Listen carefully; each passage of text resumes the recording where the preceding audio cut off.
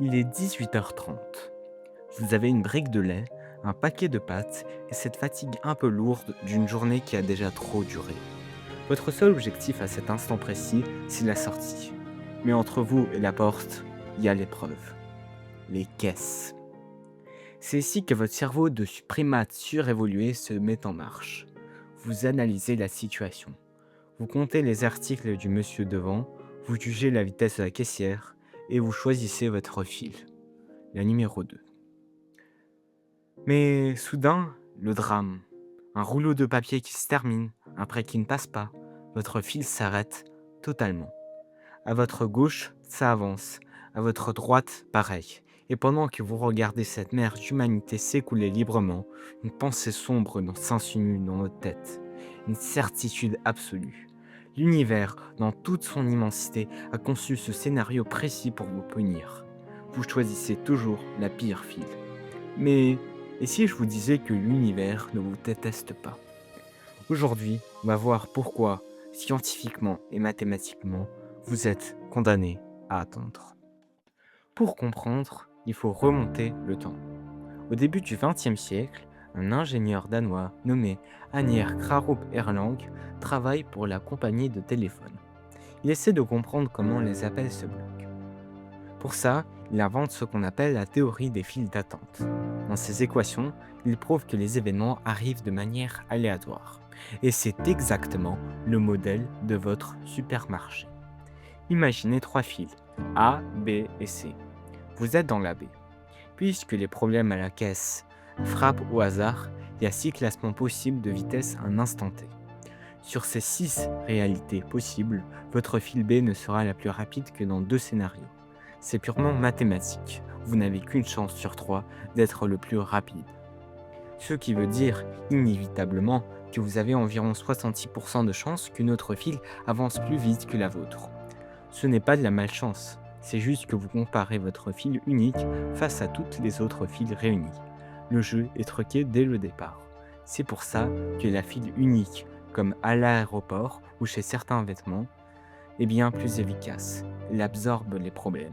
Mais bizarrement, on déteste ça, parce que la ligne nous paraît visuellement trop longue. Notre cerveau préfère une illusion rassurante à une réalité efficace. Mais s'il y a un endroit où cette illusion se transforme en torture, c'est l'autoroute. Là aussi, l'impression que la voie d'à côté roule mieux est tellement forte que des scientifiques ont étudié le phénomène dans la prestigieuse revue Nature en 1999. Et leur conclusion est fascinante. Quand une voie roule vite, les voitures s'espacent pour la sécurité. Mais quand une voie ralentit, les voitures s'entassent. Donc, la voie lente contient physiquement beaucoup plus de voitures que la voie rapide. Statistiquement, votre temps de conduite se passe beaucoup plus souvent dans des zones denses et lentes. C'est ce qu'on appelle l'illusion de la chaussée. Sur la route, chercher le raccourci est souvent une mauvaise idée. En voulant changer de fil, vous créez un coup de frein qui va se répercuter sur des kilomètres derrière vous. C'est l'embouteillage fantôme, une onde de choc qui arrête des gens très loin derrière, sans aucune raison visible. En cherchant notre propre intérêt, on brise l'équilibre de tout le système. Si les mathématiques disent qu'on ne peut pas y échapper, pourquoi souffrons-nous autant? Le chercheur David Meister l'a théorisé. Le vrai coût de l'attente n'est pas le temps, c'est l'émotion. La première règle, c'est que le temps inoccupé semble toujours plus long que le temps occupé. Sans distraction, notre cerveau se met à compter les secondes.